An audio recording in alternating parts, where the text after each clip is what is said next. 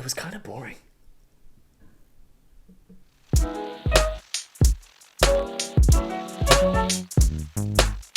Kia ora and welcome to Kiwi Reviews. Today we're talking about Once Upon a Time in Hollywood. And as always, there's probably going to be spoilers, so you've been warned. Early on, one of the main things that I enjoyed was Leo's character and his kind of journey on film sets. It's always fun to see that type of stuff in movies, and this, I think, did it really well. There was some really clever stuff that Tarantino did there where he presented the movie that they're making as the movie that we're watching, up until a point where Leo's character kind of forgets his lines, and he kind of calls out line to everybody else, and someone reads him his lines off camera, the director says camera reset, and then the camera does its track back to where it was, and that kind of stuff is really interesting and it was really funny. The highlight of the film for me was probably watching Brad and Leo act together and their characters even separately, and I wish we'd seen more of that because I really enjoyed it, and those two guys are just fun to watch. Leonardo DiCaprio in particular, I just thought was like doing a lot in this film, which was really subtle but added to the character. Yeah. You know, kind of lots of like coughing and hoiking and like stammering and stuff like that. Things that you haven't seen him do in other times, so you know he's putting it on. And it works, it's believable for the character, and it's just impressive to see people who are good at what they do. Just lose themselves in the character. The ending of it, where we do have the Manson kind of murders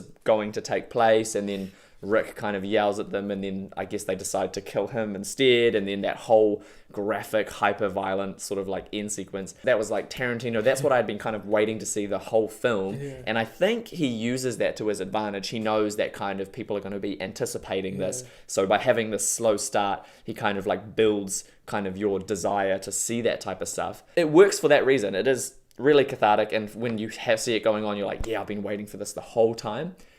But after the glow of that wears off, I still just was like, it was boring up until it. Pacing-wise, this film lacked like an intention. A cohesion, yeah. Even to the point of certain characters came in and gave us some exposition, like, for example, when Sharon Tate was at the Playboy Mansion, and we met a couple other actors who were from the period, and we just heard information about her and her husband and Roman Polanski, and that was all we saw them for. To put it simply, it was this feeling of like waiting for the thing to happen. The film just went on and on and on without it happening. I guess eventually it happened, but it happened at like 2 hours and 15 minutes into the film. I don't know if that's a long time to be waiting for the thing, you know, or at least that's the way it felt. And also when it feels like the thing wasn't related to anything that was set up. Because I didn't know enough about the Manson murders or anything like that going into the movie, I found that this really violent sequence of action stuff that happens at the end didn't relate at all to what was set up at the beginning, which was that these two characters are struggling with their place in the world and the value that they have as these older dudes who are, you know, past their prime. That didn't hold any relevance to me to the violence at the end, so it just kind of had this mismatch of what was set up versus what was paid off. You know, this is something that people talk about when it comes to Tarantino films, but I really noticed it in this film. There was a lot of feet shots. Yeah. You know, a lot of shots where the foot was in the foreground, or we started on the feet and we tilted up. I don't know what's going on there. Dude, I guess do what you got to do. Yeah, if your film, you know, you're totally in control, and maybe there's more going on there. I do know that kind of from some people's perspective, feet play a really important role in our lives because it's like takes us places. You know, there's a thing there, is what I'm saying, but it just kind of detracted from the film for me because I was like, kept being like, oh, there's a foot. And you kept saying, you kept saying feet. Every time there was a foot, you'd say feet. Yeah, so I don't know what it is, but it just kind of became distracting. Once Upon a Time in Hollywood had a few moments where it had me entertained and engaged, especially when it was Leo and Brad on screen, and especially when they're on screen together.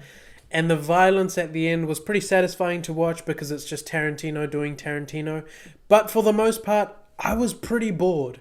I don't know whether that's because I don't understand enough of the references or because I don't have enough of the knowledge about the events like the Manson murders and stuff. I feel like there would be some groups of people out there, especially in America, maybe in LA, who have lived through these years that the movie is set in. It's very nostalgic for them. I feel like maybe they would really enjoy this movie. So that was our review/discussion of Once Upon a Time in Hollywood by Quentin Tarantino. Let us know what you thought of the film in the comments below. Let us know if you disagreed with us and why.